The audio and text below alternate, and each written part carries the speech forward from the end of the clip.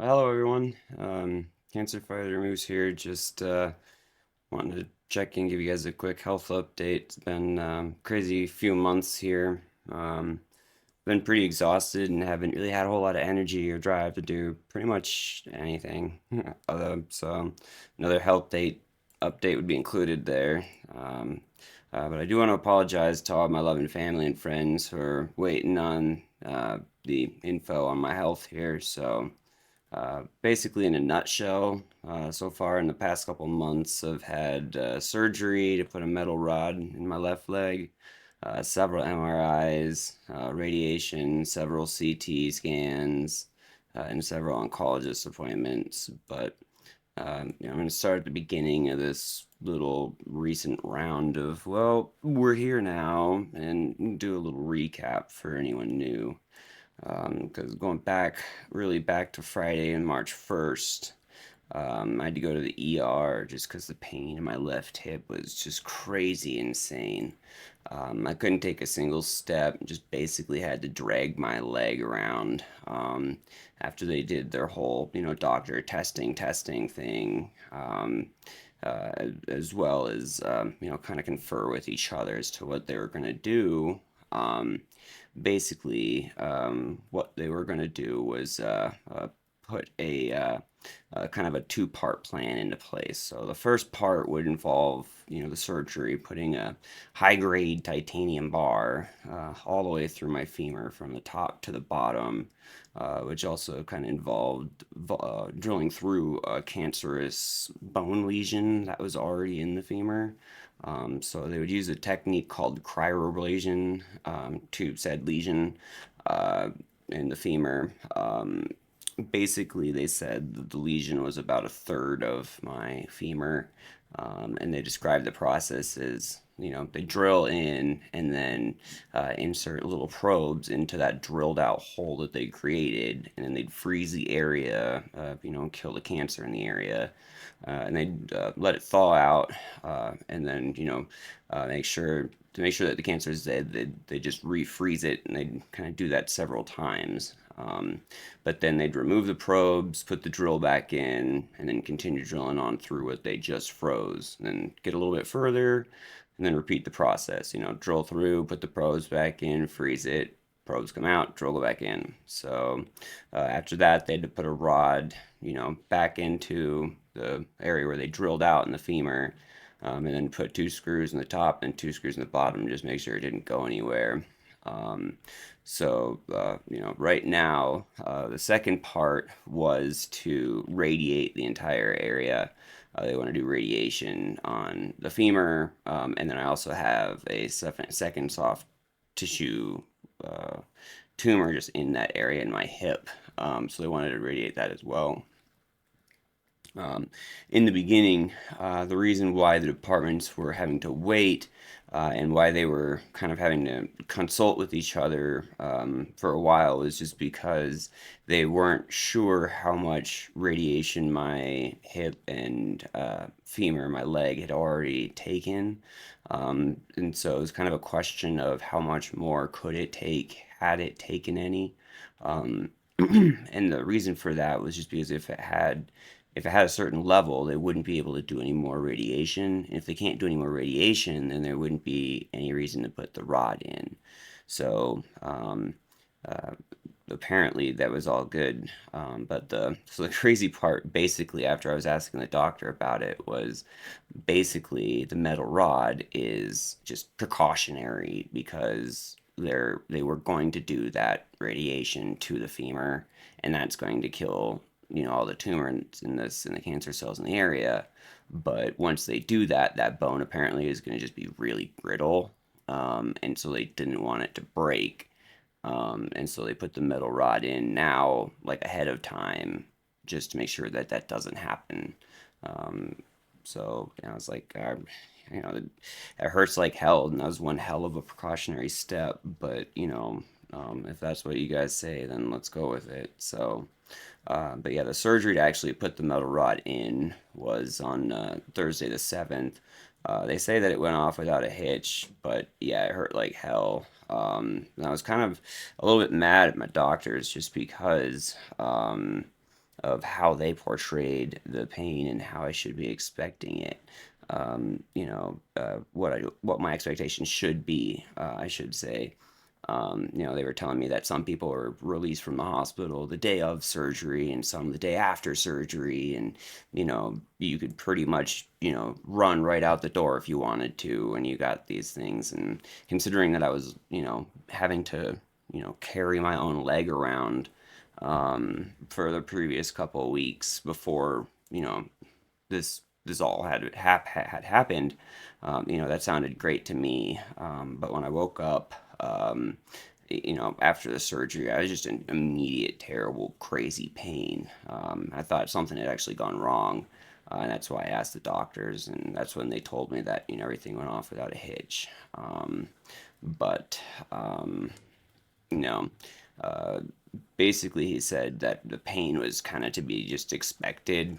Um, he said, he basically he said, we did drill through your entire femur, and I was like, well, yeah, you sure did. Like, thanks, doc. Like, can I just get, back onto the pain and how we're gonna fix it, please? Like, so, they increased some of my pain meds, and I did eventually get comfortable enough to sleep for a while after that. But um, yeah, from the beginning and from that point on, I just always had an uphill battle about getting the pain meds to a level that I felt comfortable at. It was just always hard to do.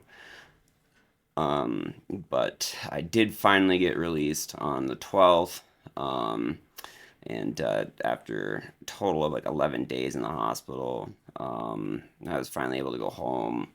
Um, and We thought that we had a stabilized pain management system set up, but um, you know, uh, apparently that was not quite so because when I went in the next day, I had an appointment to go in just for a checkup, just to make sure that everything was going well. I was so tired I could barely keep my eyes open. Granted, the appointment was at 7 o'clock, but like I had, I kind of fell asleep mid sentence with the doctor, and so you know, well, once I did that, she was really worried about some sort of overdose situation. So she offered, if we can, just admit me or if we can try to lower that medication. I just tried to pass it off as exhaustion, but she was worried enough that she was looking into a solution for me. Um, but she said I definitely should be monitored if we weren't going to do anything at all. Yeah, so I was just sitting there, getting some fluids that day actually in the cancer center, and the um, doctor saw that there was a big snowstorm coming at the time, and they mentioned that if it would make us feel more comfortable, that they could readmit me for the evening until tomorrow. And I just immediately said no, nope, we're done here. My wife just wanted to make sure to put safety first. Just kind of played through some reasons and scenarios why we might want to just consider it. So, the main reason I might just consider it is just the access of the roads and the ambulances should something happen, either during or after the storm. If the hospital itself is about a half hour away from here, the ER is about 15 minutes. But if the ambulances are either having a difficulty themselves or just other motorists racking up just tons of accidents that keep them super busy. It's an unknown as to how long you might have to wait for one of them. And then same thing goes for the hotel or for the hospital room itself. Right now they were offering a room because they had it, but later on, there may or may not be a room available. Or might have to wait a considerable amount of time in order to get a room. So, um, we were kind of tossing that stuff back and forth. Um, but um, you know, I was pretty set on going home. So, um, one of the one of the requisites for me to go home was just to have somebody there that would be monitoring me, and to make sure that I had plenty of access around the house. So as soon as I got out, the first thing I thought of was, of course, my brother, Medic Betsy, who definitely deserves a shout out for this because, I just called him up kind of out of the blue. Told him the situation, and he was just willing to drop everything that he had going on to do whatever I needed, as far as staying out of the hospital, keeping me if he needed to be there, you know, if I needed somewhere to be watched over, whatever it would take. So, definitely thanks again, brother. Um, but when we got home, we just kind of started to figure out what we wanted to do, and what would just kind of be the best for options. So um, the oncologist that I see right now is the GIST specialist in a five-state region. She's the only one that specialized in my type of cancer. So, like, she's very valuable to me, and I tend to stay very close to her. I can't, I usually just can't go into any old doctor's office should something go wrong. So, we try to stay away, try to stay as close as we can. And we were able to have one of my wife's cousins come over and watch over me for a couple days and, excuse me, help out around the house, which was extremely helpful. Um, but yeah, we just kind of hung out for a while, and just kind of hung out and did our things for a few days while he made sure I didn't OD. But other than that, another CT round was on the 15th. Uh, but on the night of the 15th, in the early morning of the 16th, so after the CT scan, the scan was fine, but that night I had like the worst sweats that I've had yet. So um, I've been having these night sweats that so far nobody can figure out what's causing them. I've talked to all of my doctors. We've switched around some meds. They've added another med.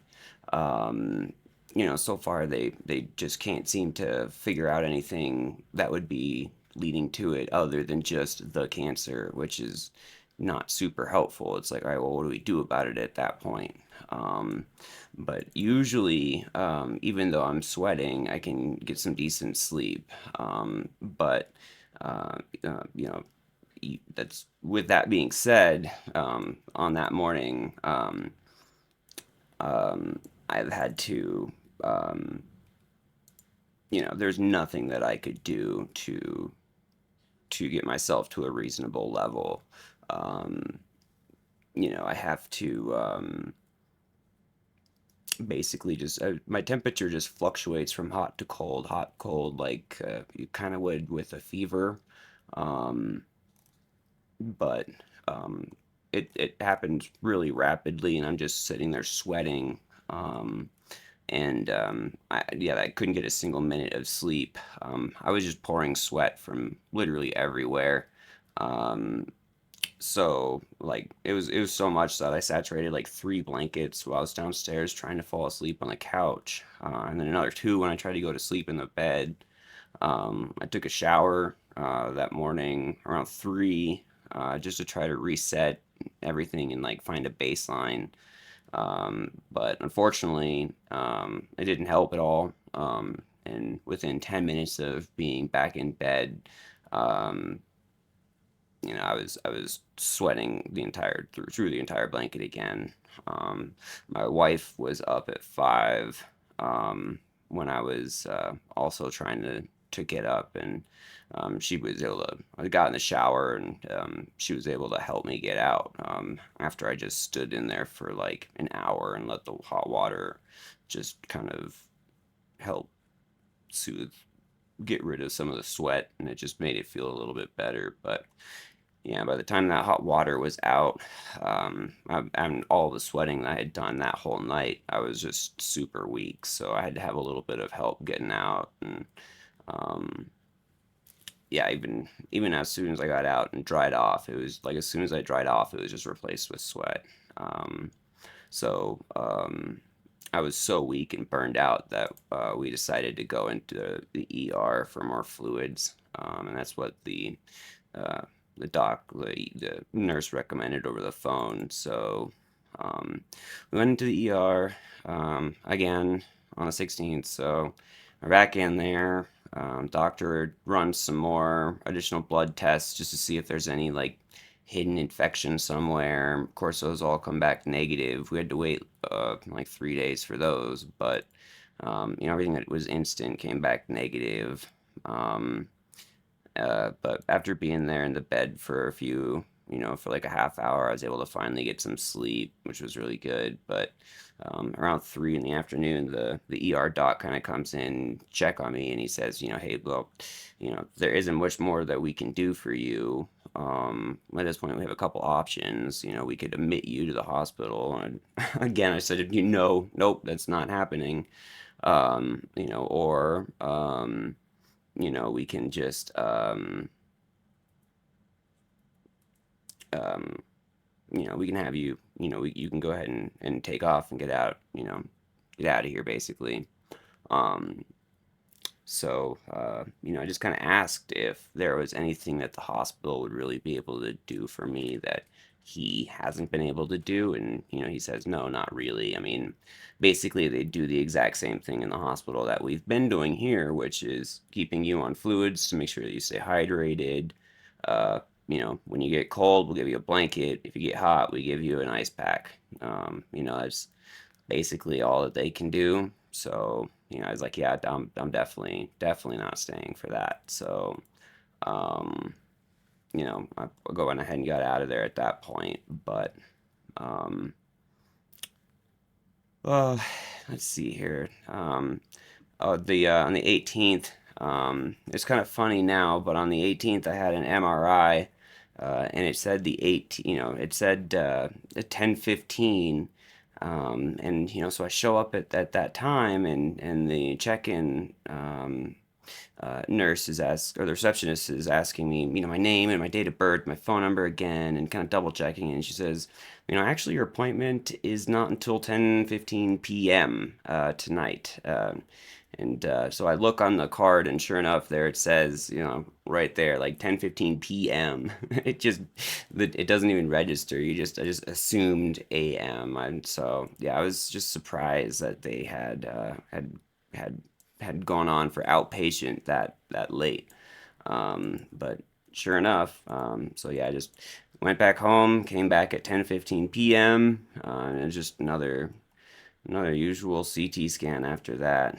The oncologist appointment that followed was also pretty uneventful. It was kind of just more of the wait and see.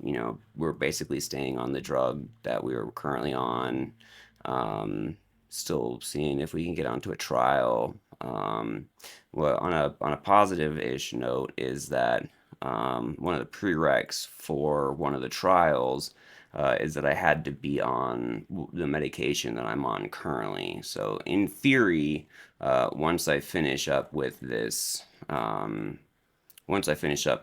medication, and once it loses its efficacy a little bit, and we switch it, I should be then available for that next trial. So we'll have to wait and see on that one. But um, yeah, because that trial is also would be one that's down in Houston. And the last time that I went down there, it was about $1,000 to get down there, and I walked away with nothing. So I was pretty furious about that.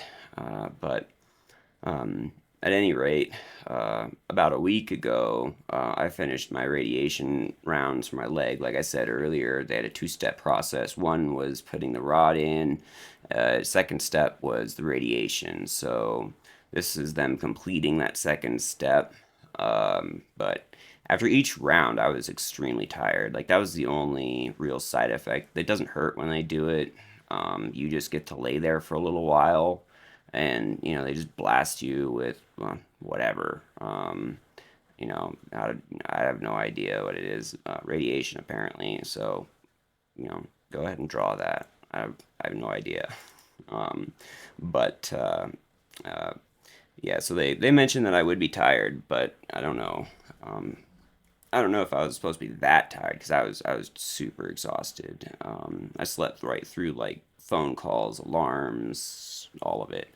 I checked my phone twice actually just to make sure that it was on silent mode or mute mode somehow. Um, but the doc did mention that we were nuking like an entire eighth of my body, so it would be pretty natural that I'm pretty tired at that point. Um, so um, I did have some additional CT scans after that radiation. The most recent oncologist appointment that I had was 9 days ago. So, sorry for the extended duration there, all the family and friends, but um, I was pretty tired there pretty much for an entire week. So, um, but as far as the scans go, I don't usually look at the results, but this time I did decide to take a look. Unfortunately, I did have several of my tumors grow. Um, Three of them that they noted were growing in the liver, and there was some growth elsewhere, but the three in the liver, the kind of good news with that um, is that the since they're in my liver, the last time that I had a Whipple surgery 3 years ago, they also took 75% of my liver out at that time, and it grew back to 100% and was really healthy, minus the cancer all the way now. And it lasted, yeah, like 3 years now since it's had um, cancer in the thing itself. So I imagine, if it's grown back once, it'll grow back again. So hopefully that's the case.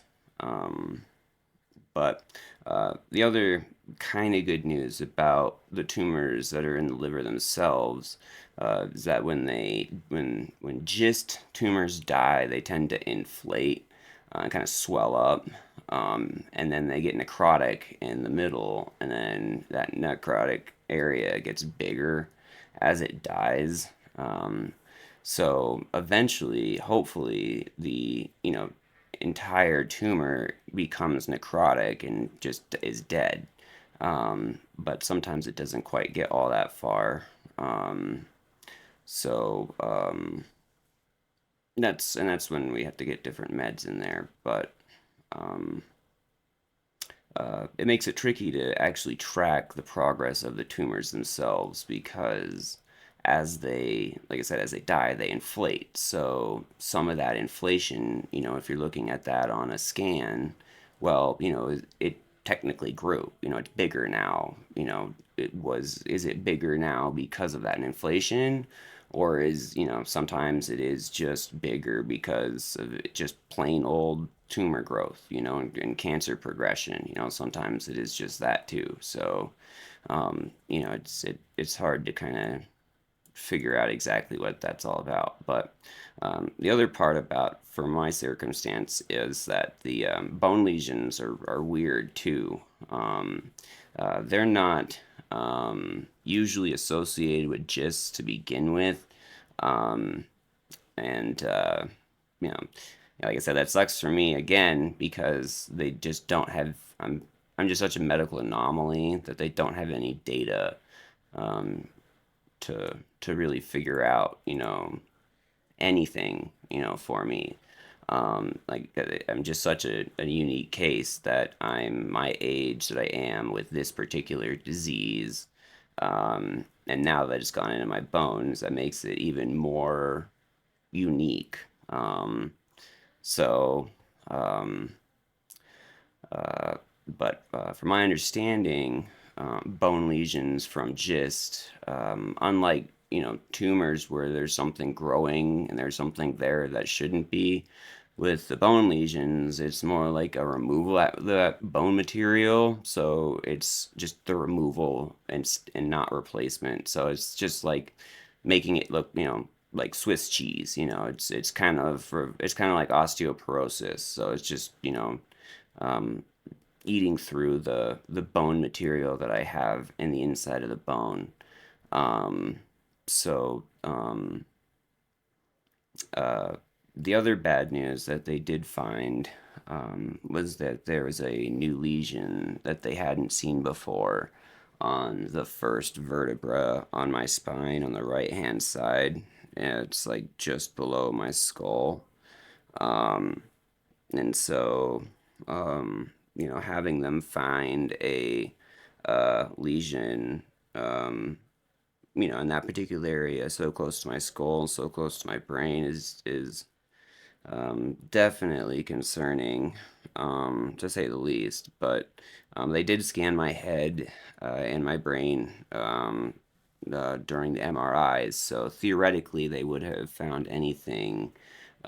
Should there have been anything there unusual? So far so good. In that regard.